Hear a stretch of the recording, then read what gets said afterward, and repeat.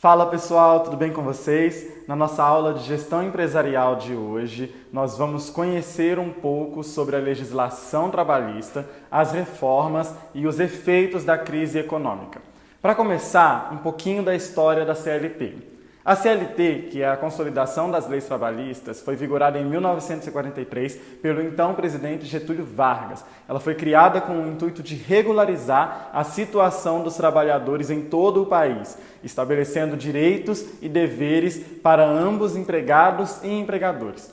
Foi extremamente beneficial, uma vez que muniu o mercado de trabalho de práticas sustentáveis e legalizadas, trazendo tranquilidade e segurança para os cidadãos em relação ao seu trabalho realizado.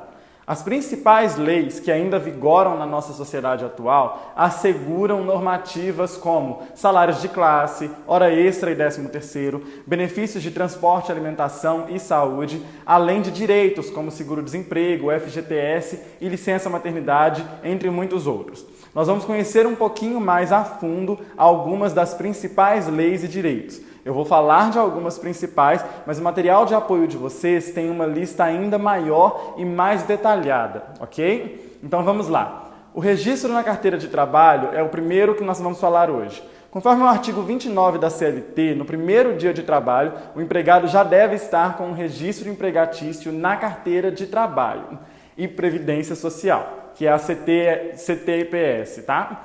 Onde deve constar informações como data de admissão, cargo, valor do salário e a forma de pagamento.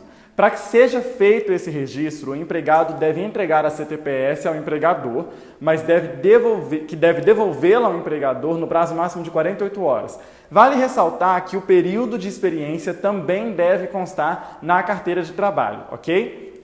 Prosseguindo, vamos falar um pouco da jornada de trabalho, hora extra e período de descanso. A duração da jornada de trabalho não pode exceder 8 horas diárias ou 48 horas semanais, conforme descrito na Constituição da República de 88, tá?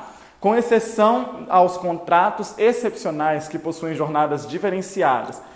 Caso o funcionário trabalhe além do tempo determinado, o empregador deve pagar hora extra com um acréscimo mínimo de 50% ao valor da hora trabalhada normal. Para as empresas que trabalham com banco de horas, o funcionário tem direito a compensar essas horas trabalhadas a mais posteriormente. Além disso, as leis trabalhistas também prevêem um intervalo durante o expediente de trabalho para os funcionários que trabalham entre 4 e 6 horas diárias, um intervalo de 15 minutos, e para quem trabalha acima de 6 horas, o empregador deve conceder um intervalo mínimo de 1 hora para os empregados, tá? Quanto ao período de descanso entre uma jornada e outra, o trabalhador deve descansar por ao menos 11 horas consecutivas, ou seja, entre um dia trabalhado e o outro tem que ter 11 horas de descanso, além de um descanso semanal de 24 horas, sendo ao menos um domingo por mês, conforme descrito no artigo 66 da CLT, ok? O FGTS é a próxima, que é a lei que determina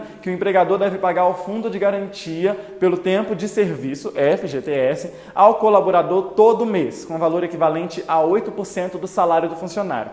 Esse direito está garantido por uma lei de 1966. O FGTS ele é direito trabalhista e protege o empregado em casos de demissão sem justa causa, e o valor também pode ser utilizado na aposentadoria, para compra de imóveis ou quando o trabalhador tiver pelo menos 3 anos consecutivos sem carteira assinada, ok? Vamos falar de estabilidade. Embora seja direito do empregador dispensar funcionários e colocar fim num contrato de trabalho, algumas situações garantem estabilidade no trabalho. Caso um empregado sofra um acidente de trabalho ou ele tenha determinado um direito de 1 ano de estabilidade em caso de acidentes, tá? Já funcionárias gestantes possuem estabilidade desde a confirmação da gravidez até 5 meses após o parto, conforme um adjunto na lei da Constituição, ok? Essa lei se estende inclusive para os casos de gravidez confirmados no período de aviso prévio de demissão, ok? As férias são o próximo direito, tão aguardadas por tantos trabalhadores, ela também é um direito assegurado na CLT. O artigo 134 garante o direito ao trabalhador de pelo menos 30 dias de férias remuneradas após um período de 1 ano de trabalho, além de um acréscimo do constitucional além de um acréscimo constitucional de férias que corresponde a 1/3 do salário do empregado. Além disso, o empregado também pode converter 1/3 do seu período de férias em dinheiro, conhecido como abono pecuniário. A reforma trabalhista é o que a gente vai ver agora. Então vamos falar um pouquinho da reforma trabalhista. O que é a reforma trabalhista? Bom, a reforma é um conjunto de novas regras criadas pelo governo para atualizar e reformular a CLT, que é a Consolidação das Leis do Trabalho, e para modernizar as relações de trabalho entre empregado e empregador. Ela foi sancionada pela primeira vez no governo Temer, em 2017, pela Lei 13.467, mas ela já tinha sido prevista antes no governo da Dilma Rousseff. Essa lei de 2017 ela causou mudanças significativas na CLT que incluem contribuição sindical opcional e não mais obrigatória, banco de horas por acordo individual e não por classe, que é uma mudança que afeta diretamente a lei da hora extra, intervalos dentro da jornada de trabalhos que podem ser negociados para menor tempo, por exemplo, 30 minutos ao invés de 1 hora. Foi feita a inclusão da modalidade de trabalho de home office e da modalidade de trabalho intermitente, onde o empregado pode receber por horas ou diárias ao invés de receber pelo mês.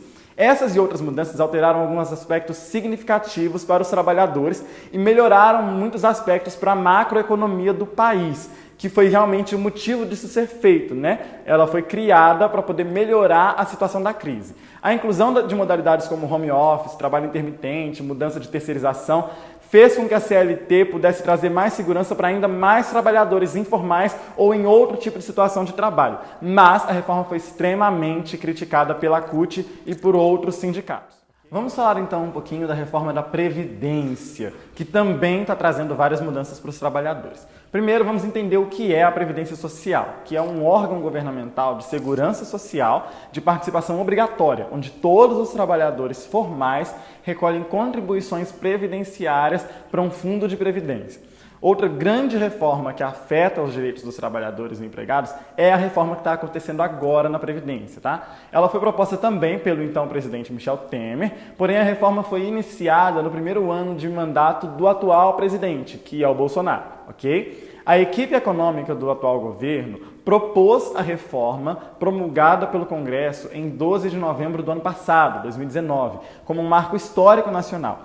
As principais mudanças incluem a fixação de idade mínima para a aposentadoria, sendo 68 anos para homens e 68 anos para mulheres, um tempo mínimo de contribuição de 15 anos para mulheres e 20 anos para homens no setor privado e 20 anos para homens e mulheres no caso dos servidores, tá? Servidores públicos. As regras de transição para o trabalhador ativo, tanto do setor privado quanto para os servidores, também mudaram, ok? E tem novos valores para a aposentadoria e outras mudanças em relação a alíquotas e situações. Elas alteraram alguns aspectos significantes da aposentadoria dos trabalhadores, o que afeta a CLT, pois a aposentadoria é um direito assegurado pelas leis trabalhistas. Porém, as mudanças serão aplicadas de forma gradativa. Como assim? Elas vão causar impacto nos próximos 30 anos de mercado. Não vai ser uma coisa que finalmente agora mudou tudo na Previdência. Não. São diversas mudanças propostas e várias mudanças da nova lei só vão vigorar para trabalhadores que ainda estão entrando no mercado de trabalho ou têm pouco tempo de serviço, como eu e você, sabe? Então, apesar de serem severamente criticadas, as mudanças elas têm apresentado benefícios para a economia do país e elas foram pensadas para um longo prazo também. Então, fica a minha dica aqui hoje. Ser um especialista em busca de um lugar no mercado de trabalho envolve também conhecer sobre as leis trabalhistas e previdenciárias que atingem a vida dos trabalhadores em todo o país. Algumas leis e formatos, né, que valiam para os nossos pais antigamente, por exemplo, já não têm tanta validade assim para a gente e serão tratadas de forma diferente por causa das reformas quando a gente for contribuir para o mercado, quando você estiver trabalhando, enquanto eu estou trabalhando aqui também. Então, o que eu indico para vocês é aproveitar esse período de quarentena, né, do coronavírus, que a gente não está tendo aulas presenciais, vocês não estão tendo aulas nas escolas, e passe a maior parte do seu tempo estudando essas coisas. Vai ver sites governamentais, sites de notícias confiáveis, entender como funciona a CLT, entender o que mudou na reforma trabalhista e o que mudou na reforma da Previdência. Porque quanto mais você conhecer os seus direitos e os seus deveres enquanto trabalhador, mais você vai conseguir se destacar no mercado de trabalho.